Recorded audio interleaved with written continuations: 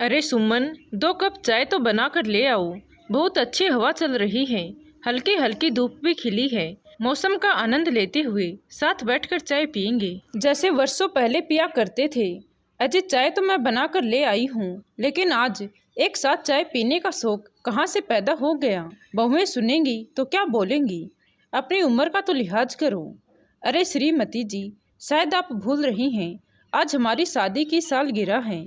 इतना तो हक हमारा भी बनता है कि अपनी पत्नी के साथ कुछ समय बिता सकें। बूढ़े हो गए हैं तो क्या हुआ, आखिर हैं तो एक दूसरे के जीवन साथी ही, एक दूसरे के सुख दुख के भागीदार। इतना सुनते ही सुमन देवी के चेहरे पर मुस्कान बिखर गई, लेकिन अगले ही पल छत के चारपाई पर लेटे हुए रामकिशन बाबू को ये स्वप्न बारिश की तरह से बरसती हुई बूंदों ने तोड़ दिया। एक ही झटके में वे अपने ख्वाबों की दुनिया से बाहर आ गए। बारिश की बूंदों से कहीं चारपाई और उस पर बिछी हुई चादर गीली ना हो जाए, ये सोचकर कप कपाते हाथों से सब कुछ अंदर रखने लगे।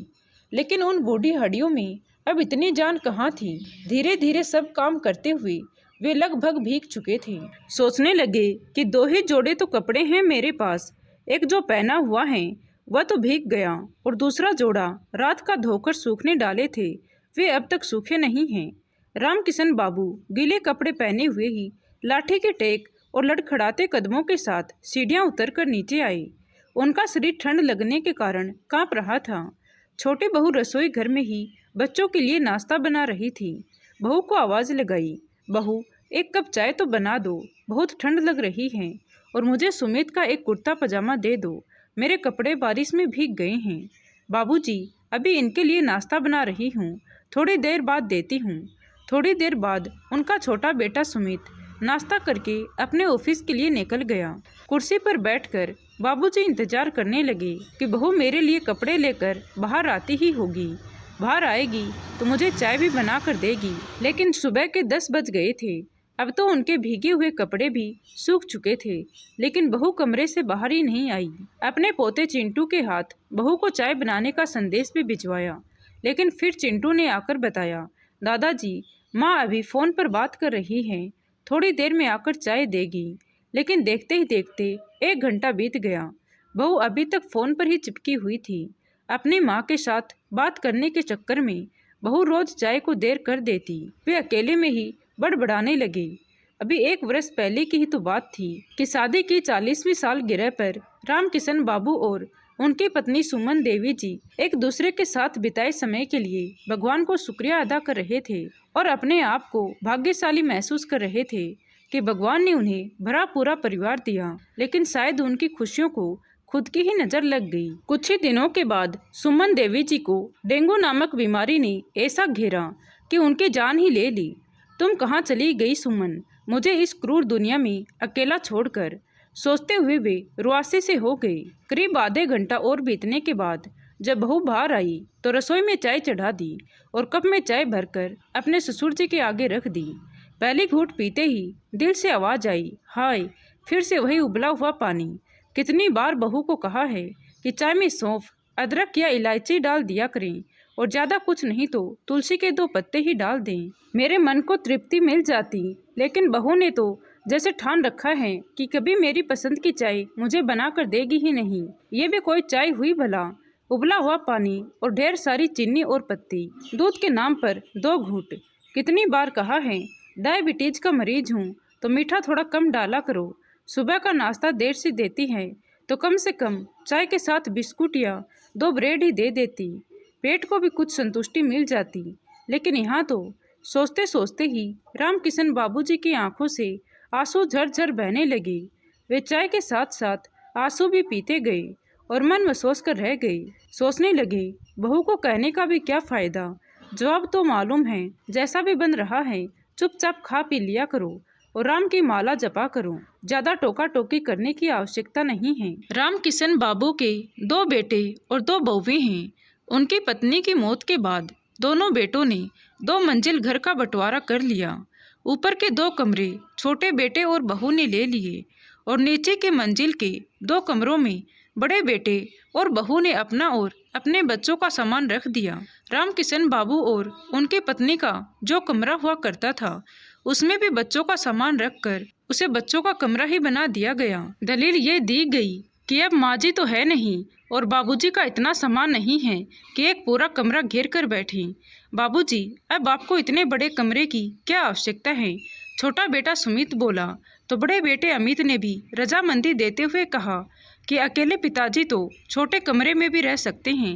अपनी पत्नी सुमन के जाने के बाद से ही दोनों बहुओं की आपस में खुसर फुसर होती देखकर रामकिशन बाबू को कुछ ऐसी ही बात का अंदेशा तो पहले ही लग चुका था, वरना यही दोनों बहुएं होती थी जो एक दूसरे का चेहरा देखकर भी खुश नहीं थी। लेकिन अपने ससुर को दूध में से मक्खी की तरह निकाल कर फेंकने के लिए दोनों ने हाथ मिला लिया था। दोनों बेटों ने रामकिशन बाबू का पलंग छत पर बने छोटे से कमरे में रख दिया। पहले से ही एकाकीपन की मार झेलते हुए रामकिशन बाबू के अकेलेपन को दोनों बेटों ने अपने इस फैसले से दोगुना कर दिया। बाबूजी गर्मियों में तो खुली छत पर चारपाई पर ही सो जाते थे और सर्दियों में जैसे तैसे छोटे कमरे में लगे पलंग पर रात गुजार लेते। वह छोटा सा कमरा और भी छोटा हो जाता जब बहुएं दिवाली की सफाई करने के उपरांत फालतू का सामान भी वहां पहुंचा देती।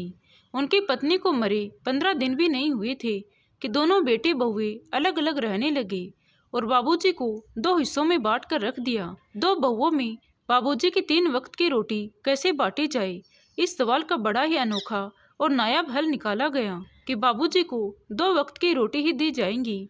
सुबह की चाय और रोटी छोटी बहू के यहाँ से मिलेगी और शाम की चाय और रात के वक्त का खाना बड़ी बहू के यहाँ से दिया जाएगा। छोटी बहू थी कि सुबह का चाय नाश्ता भी उन्हें तरसा तरसा कर देती थी, क्योंकि रोज सुबह अपनी माँ के साथ 1 घंटा बात करना उसके लिए बहुत ज़्यादा ज़रूरी था। कभी कभी तो रामकिशन बाबू अपना सब्र खो बैठते और गुस्से में कह उठते, बहू मुझे खाना तो समय पर दे दिया करो। तो छोटी बहू 2 टूक जवाब देकर उनका मुंह बंद कर देती। अपने ससुर की उम्र की तो जरा भी परवाह नहीं करती थी। नाश्ता मिलने के बाद जब तक रात का खाना मिलता तब तक रामकिशन बाबू अधीर हो उठते थे और बड़ी बहू थी कि 2 रोटी से ज़्यादा बनाने में भी उसे तकलीफ होती थी। उस खाने से उनका पेट भी ना भर पाता। शाम के समय भूख से तड़पते हुए सोचने लगे कि बहुओं को कुछ कहता हूँ तो उल्टा 4 बातें सुना देती हैं कि अपनी उम्र में खाने पर लगाम लगाओ, इतना खाना अच्छी बात नहीं है और फिर आप कोई काम करने थोड़ी ही जाते हो। इतना खाना खाओगे तो पचाना मुश्किल हो जाएगा और यदि बीमार पड़ गए तो हमसे सेवा ना हो पाएगी। चलते फिरते ही इस दुनिया से जाइएगा ताकि हमें कोई परेशानी ना हो। हैरानी की बात तो ये थी कि दोनों बहुएं अपने ससुर जी को ये सब बातें उनके बेटों के सामने भी सुना दिया करती थी और मजाल है कि पत्नी वर्ता बेटे अपनी पत्नियों का विरोध कर दे। अपनी बहुओं के मुंह से ऐसे तीखे बोल सुनकर रामकिशन बाबू भरी आंखों के साथ वापस अपने कमरे को लौट जाते। कमरे में रखी अपनी पत्नी की तस्वीर से बातें करने लगते। देख लिया सुमन तुमने, तुम्हारे बेटे क्या दिन दिखा रहे हैं मुझे। जब तक तुम मेरे साथ थी मेरे आत्मसम्मान पर आंच तक न आने देती थी। मेरी हर छोटी बड़ी ज़रूरत का ख्याल रखती थी। तुम्हारा साथ था तो जीवन में आने वाली हर परेशानियां भी मेरा कुछ नहीं बिगाड़ पाती थी। लेकिन तुम्हारे जाने के साथ साथ मेरा जीवन भी बिखर कर रह गया है। कोई भी आकर मुझे कुछ भी सुना देता है, मैं चुपचाप सुनता रहता हूँ। जैसा खाना तुम्हारी बहू मुझे देती है मैं चुप करके खा लेता हूँ। फिर भी ऐसे ताने, अब तो केवल शरीर का ढांचा मात्र हूँ। मेरी जान तो उसी दिन निकल गई थी जिस दिन तुम मुझसे जुदा हुई थी। मुझे मालूम है कि मेरी ऐसी हालत देखकर चैन तो तुम भी ना पाती होगी। रामकिशन बाबू सोचने लगे, जब मेरी पेंशन आती है तो दोनों बेटे उस पर लपक पड़ते हैं और आपस में आधी आधी बांट लेते हैं। उन्हें अपना हक तो पता है लेकिन फर्ज निभाना नहीं जानते। अभी तो मेरी पेंशन घर में आ रही है, तब जाकर बेटे बहुओं का ये हाल है। अगर पेंशन भी ना होती तो ये लोग न जाने मेरा क्या हाल करते। उम्र होने के बावजूद सुमन ने सारा घर संभाला हुआ था। जब तक मेरी पत्नी घर संभाल रही थी घर का सारा काम करते हुए भी उसके चेहरे पर सिकन तक नहीं आती थी। कितना ध्यान रखती थी तुम दोनों बेटों का। किसी बेटे को एक सब्जी पसंद न होती तो झट से दूसरी बनाकर हाजिर कर देती थी, लेकिन खाली पेट ना सोने देती थी अपने बेटों को। शादी से पहले तक तो बेटे भी बहुत मान सम्मान देते थे हमें। अपने बेटों को श्रवण कुमार की संज्ञा देते मैं फूले नहीं समाता था। हमेशा कहता था, देखना श्रीमती जी, हम दोनों तो अपना बुढ़ापा बहुत सुख में काटेंगे। इतने अच्छे संस्कार दिए हैं हमने। अपने भविष्य के बारे में सुनहरे सपने सजाते थकते ना थे दोनों पति पत्नी। उसके बाद दोनों बेटों की शादियां हो गई। बहुएं थी तो बड़ी तेज तरार, लेकिन अपनी सास का पूरा सम्मान करती थी, या यूं कहीं कि इज्जत देने का ढोंग करती थी। पूरा घर जो संभाल रखा था उनकी सासू माँ ने। आधे से ज्यादा काम तो किया किराया मिलता था, लेकिन फिर भी पूरा परिवार खुशहाल था। फिर अचानक एक दिन डेंगू के बुखार ने उसे पूरी तरह से जकड़ लिया। आज भी वह रात याद है उन्हें, जब सुमन देवी 104 डिग्री बुखार में करा रही थी। दर्द के कारण सिर फटता जा रहा था उनका। कितना कहा था उन्होंने अपने दोनों बेटों को कि अपनी माँ के लिए बुखार की दवा ला दो, लेकिन दोनों ही बेटों ने ये कहकर टाल दिया कि अभी कोई दुकान खुली ना होगी। लेकिन सरकारी डिस्पेंसरी तो दिन रात खुली रहती है ना। इस बात का भी उन पर कोई असर ना हुआ। शायद नींद उन्हें अपनी माँ से ज़्यादा प्यारी थी। सुबह जाकर ला देंगे, आप भी सो जाइए और हमें भी सोने दीजिए, कहकर दोनों बेटे वापस सो गए। आधी रात को पैदल चलकर मैं सुमन के लिए दवाई लेकर आया था, लेकिन जब घर पहुंचकर देखा तब तक बहुत देर हो चुकी थी। सुमन तो मेरा इंतजार करते करते इस दुनिया से ही विदा हो गई। उसके जाने के बाद तो जैसे मैं लावारिस हो गया हूँ। ये लोग इतना भी नहीं सोचते कि जब तक जी रहा हूँ 2 रोटी तो खाऊंगा ही ना। क्यों मेरी ये 2 रोटियां भी इन लोगों को आज भारी लग रही हैं। अपनी पत्नी की तस्वीर के साथ बातें करते करते उनके कब आँख लग गई पता ही ना चला। अपने अकेलेपन को दूर करने के लिए रामकिशन बाबू सुबह और शाम के समय पार्क में जा बैठते। वहाँ हम उम्र लोगों के साथ बैठकर उनका थोड़ा दिल भी बहल जाता था। एक दिन वे और उनके दोस्त जब पार्क में बैठे हुए थे तो शर्मा जी बोले, आज बहू गट्टे की सब्जी बना रही हैं। क्या बताऊं, गट्टे की सब्जी तो इतनी स्वाद बनाती हैं कि दिल नहीं भरता, पेट भले ही भर जाए। शर्मा जी ने जैसे ही गट्टे की सब्जी का जिक्र किया तो रामकिशन बाबू के आंखों में चमक आ गई। गट्टे की सब्जी तो मेरी पत्नी सुमन भी बहुत अच्छी बनाती थी।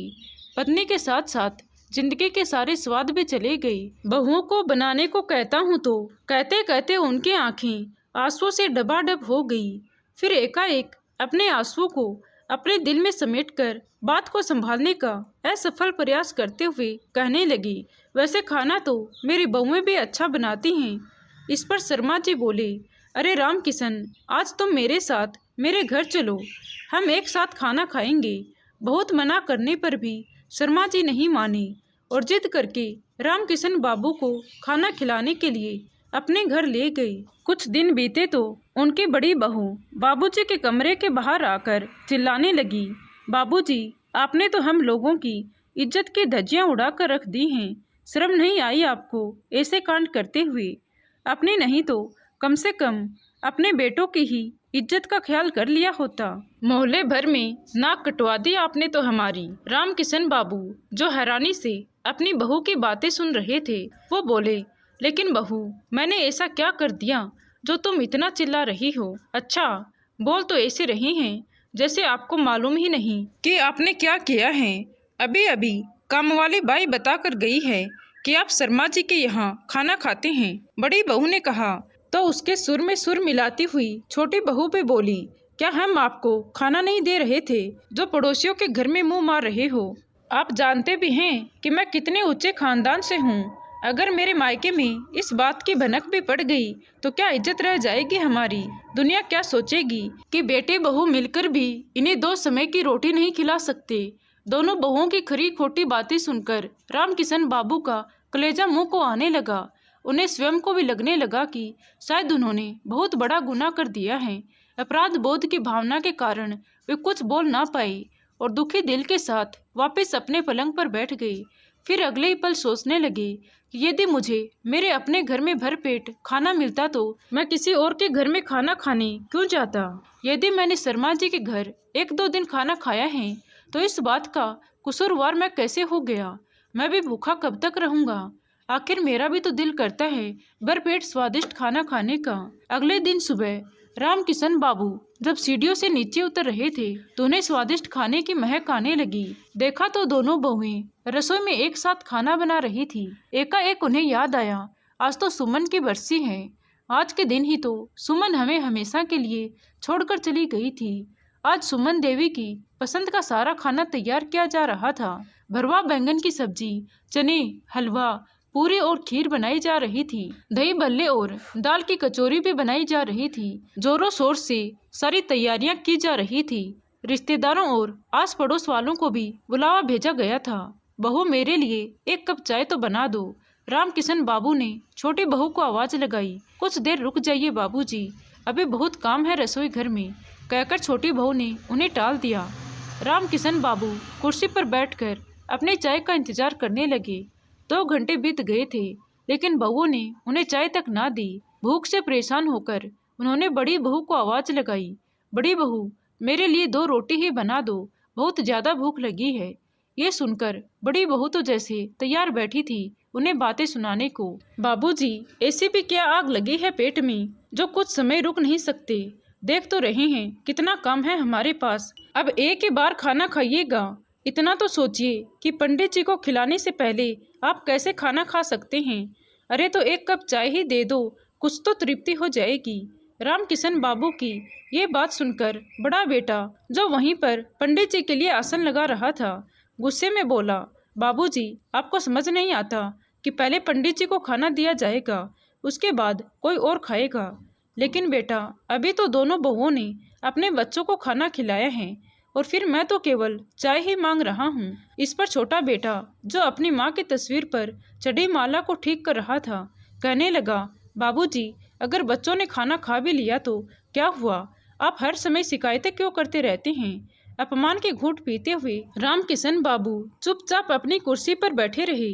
कुछ देर बाद सभी 11 पंडित खाना खाकर चले गए और सारे मेहमान भी आने लगे थे, लेकिन रामकिशन बाबू को अभी तक किसी ने खाना नहीं दिया था। सोचने लगे, हाय रे विधि का विधान, ये कैसा दस्तूर है कि जीते जी तो अपने बुजुर्गों को ये लोग पूछते तक नहीं कि उसे क्या पसंद है और क्या नहीं, लेकिन मरे हुए व्यक्ति की पसंद की चीजें बनाई जा रही हैं। मन ही मन सोचने लगे कि काश इंसान अपने बुजुर्गों की जीते जी सेवा कर पाए। आज उनके आंखों से आंसू रुक ही नहीं रहे थे। तभी छोटे बेटे ने आवाज दी और उनके हाथ में खाने की थाली थमाकर झकझोर कर कहा, लीजिए, खा लीजिए खाना। जैसे ही वे भोजन का पहला कोर मुंह में डालने लगे तो बेटे ने उनके आंखों में आंसू देखे। देखते उन्हें कहने लगा, पिताजी, यहाँ सभी मेहमान आए हुए हैं और आप यहाँ बैठे सबके सामने आंसू बहाकर तमाशा कर रहे हैं।